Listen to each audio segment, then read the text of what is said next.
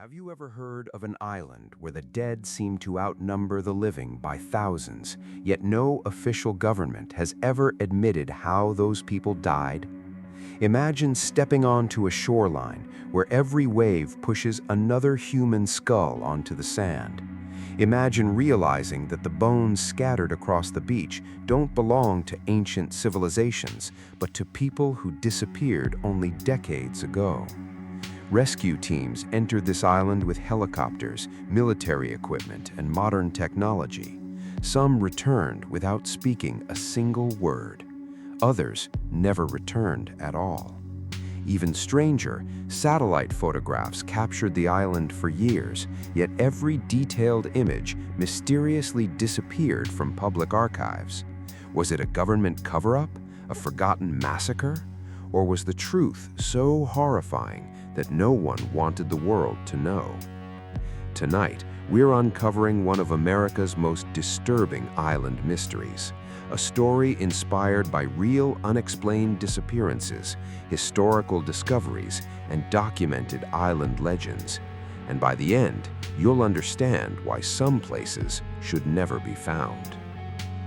The story began in the autumn of 1998, when Marine Survey pilot Daniel Harper was flying a routine mapping mission several miles off the Pacific coast of Alaska. Thick clouds rolled across the ocean, forcing his aircraft away from its planned route. As his fuel calculations changed, Daniel noticed a rocky island that didn't match the navigation chart displayed in front of him. It was small, surrounded by steep black cliffs, and covered in dense evergreen forest. At first, he assumed it had simply been omitted from an outdated map. Then, he saw something impossible. Along the narrow shoreline, hundreds of white objects reflected the afternoon sunlight. From the air, they looked like smooth stones. Curious, Daniel circled lower. His heartbeat nearly stopped. They weren't stones, they were human skulls. The entire beach looked white because thousands of skulls and bones covered the sand from one end of the island to the other. He immediately photographed the island before returning to the mainland. When wildlife authorities reached the location the next morning using Daniel's coordinates, the island was exactly where he had reported. What they discovered shocked everyone involved. Human skeletons were everywhere. Some lay naturally buried beneath decades of sand. Others rested openly between jagged rocks. Many skeletons still wore fragments of modern clothing. A rusted wristwatch remained attached to one skeleton's arm. Nearby, investigators recovered a pair of hiking boots manufactured less than 20 years earlier. This wasn't an ancient burial ground. At least some of the victims had died recently. Within 48 hours, federal investigators quietly sealed the island. The official explanation described it as a protected archaeological location, but that statement made little sense. Archaeologists don't normally arrive alongside armed federal agents, nor do military helicopters patrol deserted islands. For months, scientists carefully counted the visible remains. The estimated number exceeded 3,000 skeletons. Many were incomplete. Some skulls showed fractures. Others displayed no signs of injury whatsoever. Oddly, no evidence suggested a large battle.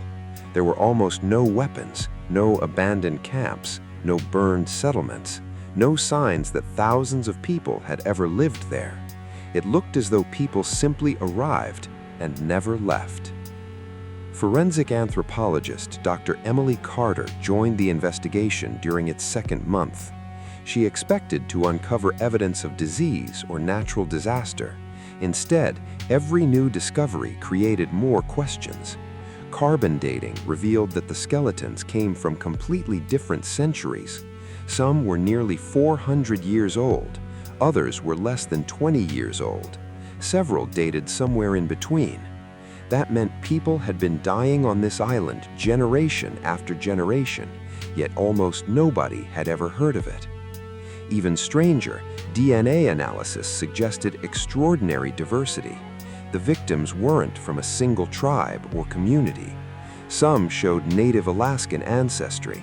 Others traced back to European settlers. Others appeared connected to Asian fishing crews. Several matched missing person records from the 20th century. How could people from different cultures, different centuries, and different continents all end up on the same isolated island? The answer remained hidden. Then, divers discovered something beneath the surrounding water. Just offshore rested the remains of at least 14 shipwrecks. Some belonged to wooden sailing vessels. Others were steel fishing boats. One appeared to be a small aircraft resting upside down beneath the waves. Every wreck pointed towards the island, almost as though something had drawn them there. Oceanographers blamed dangerous underwater currents. Experienced captains disagreed. The currents simply weren't powerful enough. Retired Coast Guard officer Michael Reynolds recognized one damaged boat almost immediately.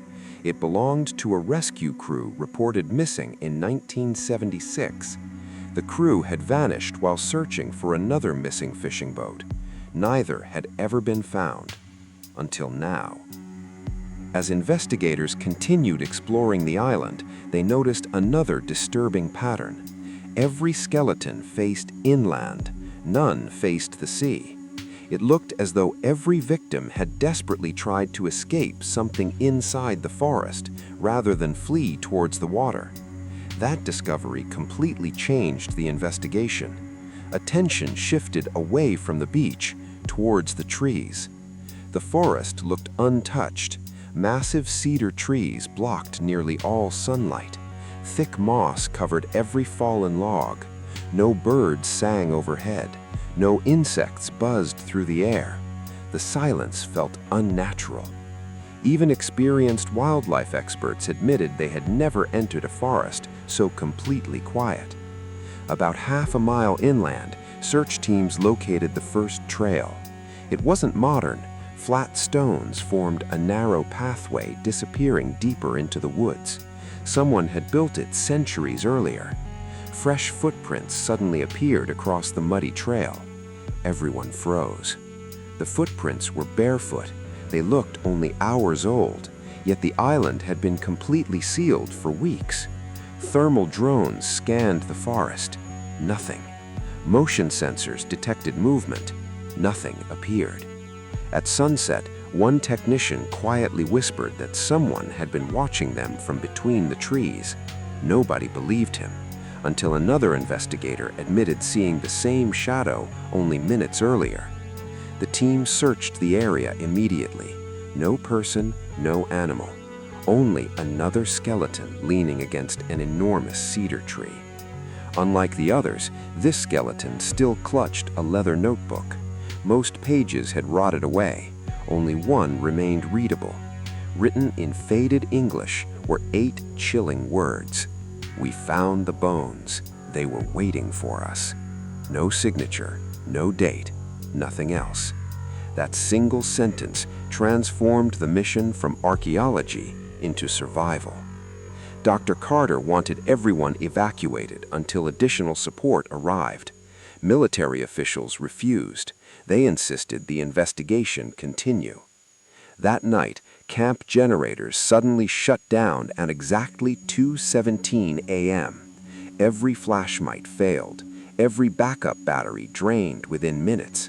Satellite phones lost connection simultaneously. Even mechanical watches stopped. For almost 7 minutes, absolute darkness consumed the camp. Then the lights returned by themselves. Nothing appeared stolen, nothing damaged, except one tent. Its occupant had vanished. There were no screams, no footprints leading away, no signs of struggle, only an empty sleeping bag and a flashlight still lying on the ground. Search teams combed the forest until sunrise. They found nothing except another line of barefoot footprints leading towards the island's highest hill. When investigators finally climbed the hill, they discovered a circle made entirely from human skulls. At its center stood an enormous stone unlike any natural rock on the island. Carved across its surface was a symbol no linguist could identify. As Dr. Carter brushed centuries of moss away from the stone, she noticed something that made her blood run cold. Fresh fingerprints pressed into the damp moss only moments before they arrived. Someone else was still on the island, and whoever or whatever it was had been watching them from the very beginning.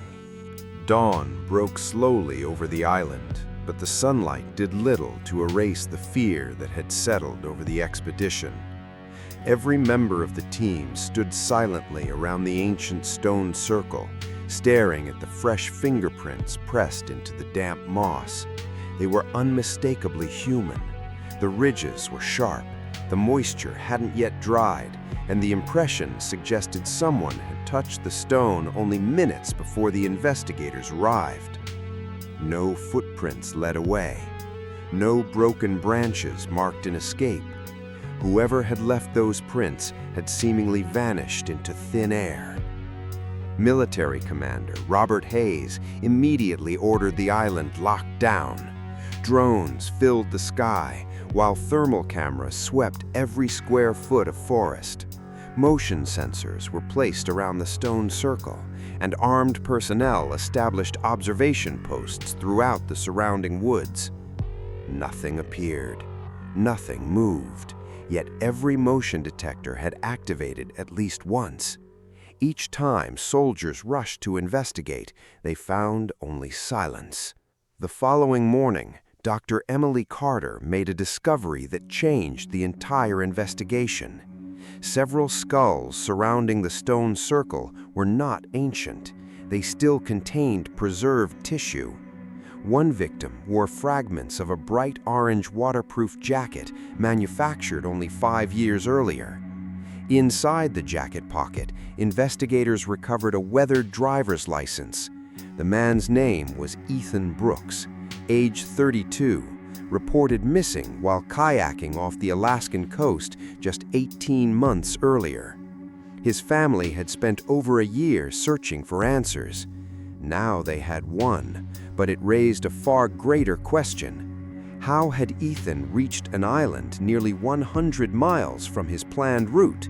The mystery deepened when forensic analysis showed that Ethan had not died from starvation, drowning, or violence. His bones showed no injuries. His organs, what little remained, contained no detectable toxins. It was as though his body had simply stopped. That afternoon, marine archaeologists finally entered the largest shipwreck resting offshore. The rusted fishing vessel had been trapped beneath the water for decades.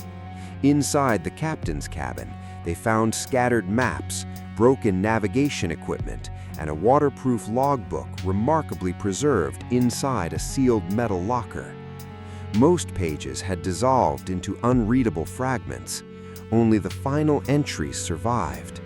The captain described a strange fog appearing without warning, compasses spinning uncontrollably, radios broadcasting voices speaking in languages no one recognized, crew members reporting people standing along the shoreline waving for help. The captain ordered the ship to turn away. The engines responded normally, but according to the logbook, the island somehow continued growing larger. The final sentence ended abruptly. "We are sailing away, yet the island keeps." Nothing followed. Back on land, Commander Hayes dismissed the journal as the product of panic.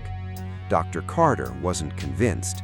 She compared the captain's notes with reports from several other disappearances connected to the region. A disturbing pattern emerged. Every witness mentioned the fog. Every survivor described hearing voices calling their names. Every compass had failed. That night, the fog returned. It rolled silently across the sea until the entire shoreline disappeared behind a wall of gray. Visibility dropped to less than 20 feet. The camp's radio operator suddenly heard someone speaking through the emergency frequency. At first, the transmission was weak. Then the voice became perfectly clear. It was the missing scientist who had vanished the previous night. His voice sounded calm. He repeatedly gave his exact location. "I found the cave. Please hurry. I'm alive." Rescue teams immediately followed the signal into the forest. The voice continued, leading them deeper between the towering cedars. After nearly 40 minutes, the transmission stopped. The rescuers emerged into a clearing. No scientist, no cave, only hundreds of skeletons arranged in neat rows, all facing the center of the clearing. Every skull pointed toward a narrow crack in the cliff face. Cold air drifted from the darkness beyond. Someone had built stone steps descending into the earth. Commander Hayes insisted on entering immediately. Dr. Carter objected. The cave walls displayed strange carvings, unlike any known native Alaskan symbols. Instead of depicting hunting or daily life, they showed people arriving by boat, walking willingly into the cave, and never emerging. The deeper the team descended, the colder the air became. Soon they reached an enormous underground chamber. Thousands of candles, long extinguished, stood on carved stone shelves. At the center rested a massive circular platform surrounded by human bones. Unlike the skeletons outside, these remains were perfectly arranged, almost ceremonial. Near the platform lay dozens of personal belongings collected across decades. Pocket watches, military dog tags, modern smartphones, children's toys, camera equipment, passport covers. Everything belonged to people who had vanished at different times. Nothing appeared stolen. Nothing had been disturbed. It looked as though each victim had calmly placed their possessions on the floor before disappearing forever. Then one soldier noticed fresh boot prints crossing the dusty chamber. They were identical to the boots worn by the missing scientist. The tracks led towards a narrow tunnel disappearing into complete darkness. Without hesitation, Commander Hayes followed. The rest of the team reluctantly moved behind him. The tunnel twisted through solid rock for several hundred feet until opening into another chamber unlike anything they had seen. The walls shimmered with unusual crystals that reflected every flashlight beam into thousands of fragments. For a brief moment, everyone thought they were seeing dozens of people standing around them. Then the reflections shifted. Those weren't reflections. Someone really was standing in the darkness. A tall human silhouette remained perfectly still at the far end of the chamber. Commander Hayes called out. No response. He stepped forward. The figure slowly turned and revealed a face that should have been impossible. It was the missing scientist, but his skin was unnaturally pale. His eyes reflected no light. His expression showed neither fear nor relief, only an eerie, emotionless smile. Then, in a calm voice that echoed through the chamber, he spoke just 5 words. "You should have never followed." The cave fell silent, and from somewhere deeper underground, dozens of unseen footsteps began moving toward them. For several long seconds, no one moved.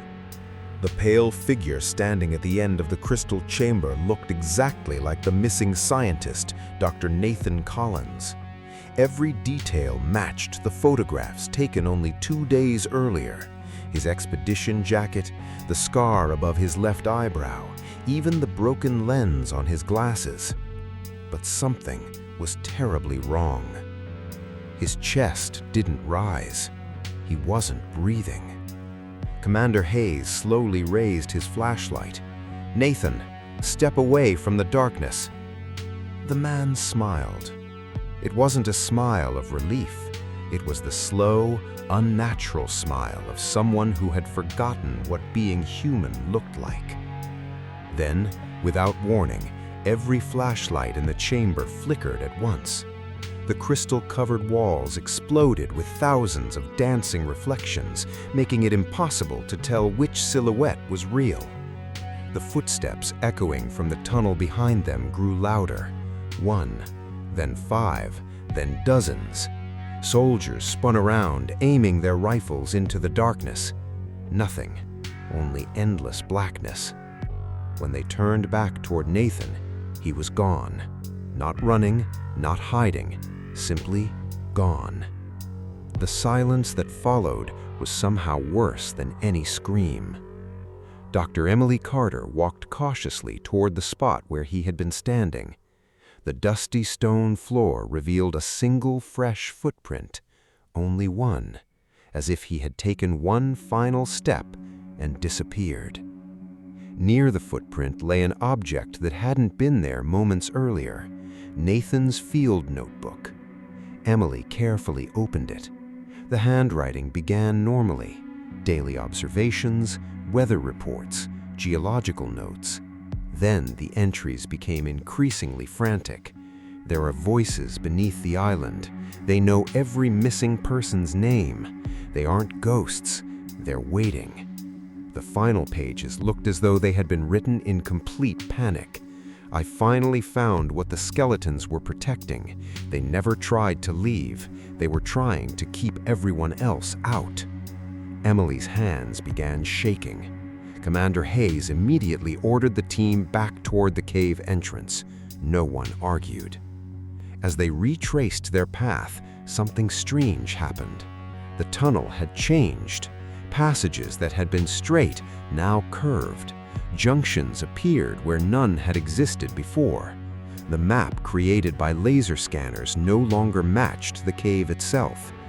After nearly an hour of walking, they emerged, not outside, but into another underground chamber, a chamber none of them had ever seen.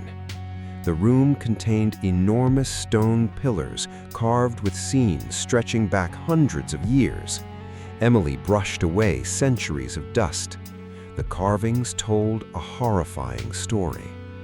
The first panels showed indigenous fishermen discovering the island during a violent storm.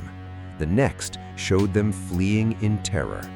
Generations later, European sailors arrived. They disappeared. Then came whaling ships, military expeditions, scientists, treasure hunters. Every generation repeated the same mistake. Every group entered, none truly escaped. Near the center of the chamber stood a polished black wall, unlike ordinary stone. It reflected every member of the expedition perfectly. At least, it appeared to. One soldier frowned. "My reflection isn't copying me." Everyone stared. He was right. His reflection continued moving even after he had stopped. One by one, every reflection inside the black surface began acting independently. Some smiled. Others slowly raised their hands. None copied the people standing before them. Without warning, all the reflections looked directly at Emily, not at the group, only Emily. Then all of them whispered together, "You finally came back." Emily staggered backward. "I've never been here." But deep inside, she wasn't completely certain. For the briefest moment, impossible memories flashed through her mind. An old wooden ship, cold rain, voices calling from the forest. A younger version of herself wearing clothing from another century. The vision vanished instantly. Commander Hayes smashed the black wall with the butt of his rifle. The impact echoed like a church bell. Instead of cracking, the stone rippled like water. An icy wind burst from its surface. The chamber shook violently. Dust rained from the ceiling. Somewhere above them, hundreds of birds suddenly exploded into flight. Outside the cave, the island itself seemed to awaken. Ancient trees groaned. The ocean crashed violently against the cliffs. Then came a sound no one would ever forget. Thousands of whispers, all speaking at once. Not shouting, not screaming, whispering. Every expedition member heard a different voice. Some heard lost parents, some heard missing friends, others heard children calling for help. The whispers knew their names. The soldiers covered their ears. It made no difference. The voices weren't coming through the air. They seemed to come from inside each person's mind. One young Marine suddenly lowered his weapon, his face filled with tears. "My brother is alive!" Before anyone could stop him, he walked toward the rippling black wall. Commander Hayes lunged forward. Too late. The Marine stepped into the surface as if it were liquid. For a fraction of a second, his body remained visible beneath the black mirror. Then he vanished. The surface became solid once again. No trace remained, no sound, no blood, nothing. Complete silence filled the chamber. Commander Hayes whispered words none of his team expected to hear. "We're leaving." No one disagreed. They abandoned equipment, cameras, samples, and even classified documents. Nothing mattered anymore except reaching daylight. But as the expedition hurried back through the maze of tunnels, they noticed something impossible. Fresh human skeletons now lined the passage. Perfectly clean white bones, modern hiking boots, military uniforms, equipment identical to their own. Emily slowly knelt beside one skeleton. Her flashlight illuminated the faded name stitched across its uniform: Robert Hayes. She looked toward the commander walking only a few feet ahead, then back at the skeleton. The same scar, the same wedding ring, the same watch, the same face.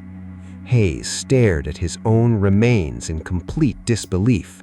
Before anyone could speak, the skeleton's empty jaw slowly opened. A dry whisper escaped from the darkness inside.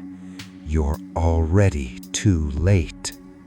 And somewhere far above them, the fog rolled back across the island once more.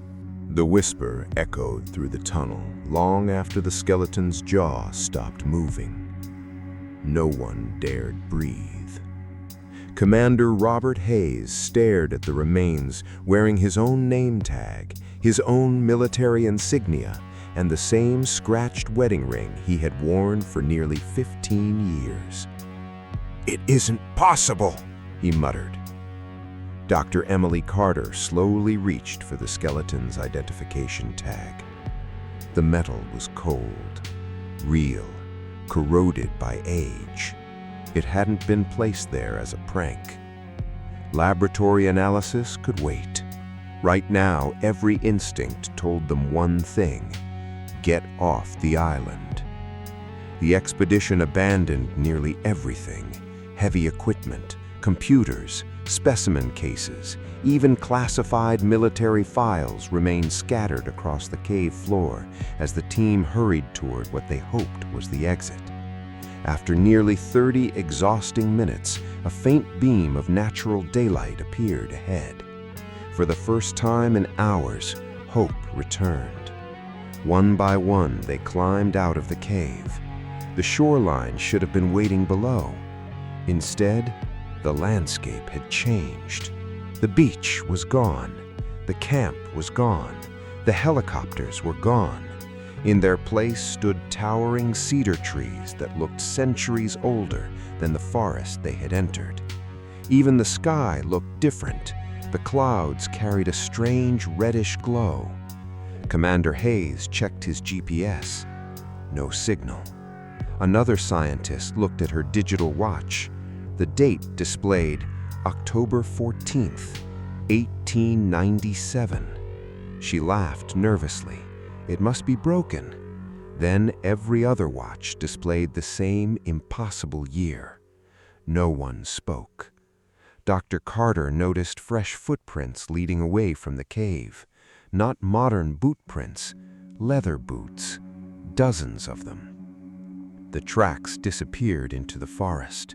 The team followed cautiously. Less than a mile later, they reached a clearing. Smoke drifted through the trees. Wooden buildings stood where satellite images had shown only wilderness. Fishing nets hung between cabins.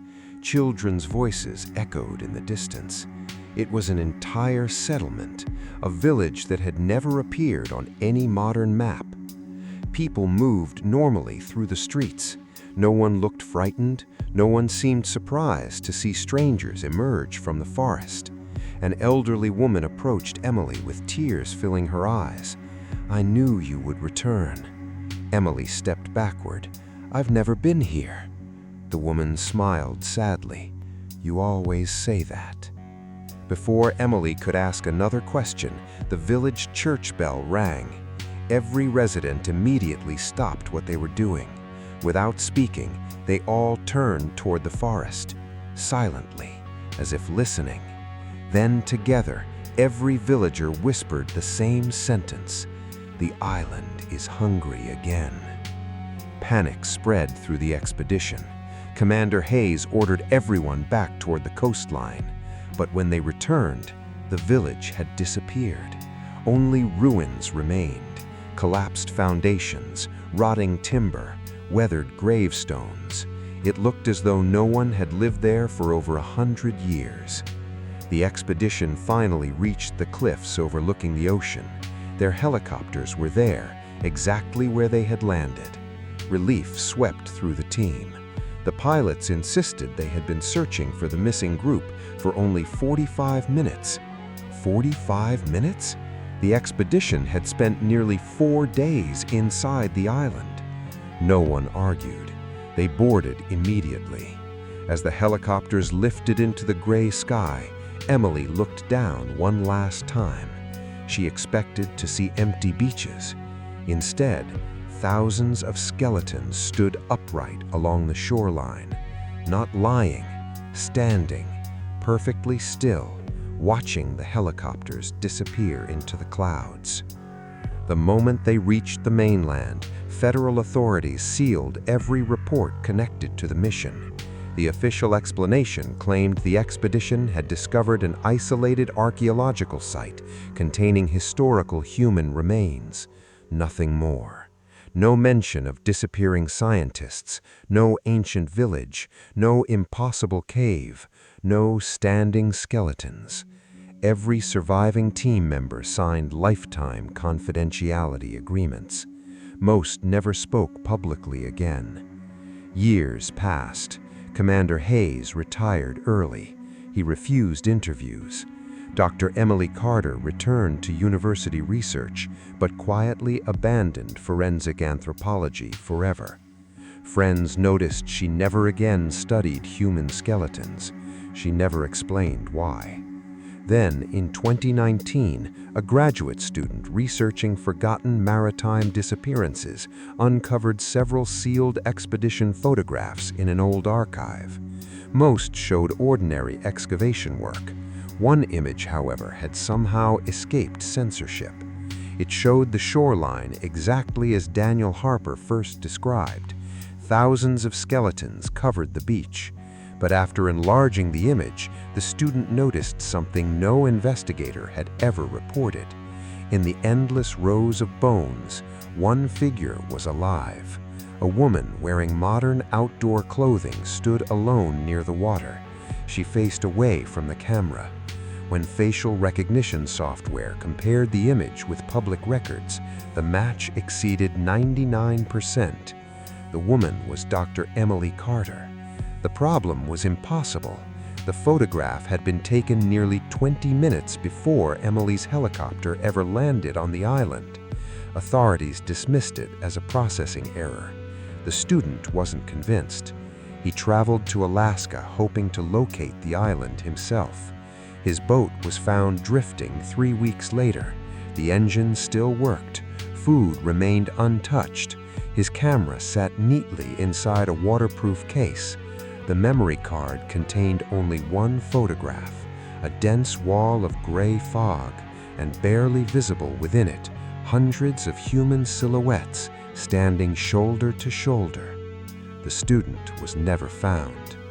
Today, sailors along remote stretches of the northern Pacific still tell stories about an island that appears only when heavy fog blankets the sea. Some claim they have heard voices calling their names from the shoreline. Others insist they have seen white shapes covering the beach before the island vanished again with the morning tide. No verified evidence has ever confirmed those stories. Perhaps they are only legends passed from one generation to another. Or perhaps legends survive because somewhere beneath them, a small piece of truth refuses to disappear. If you ever find yourself far from shore, surrounded by silent fog, and you notice an island that wasn't on your map, don't go looking for answers, because not every mystery wants to be solved. Some mysteries are simply waiting for the next person to arrive.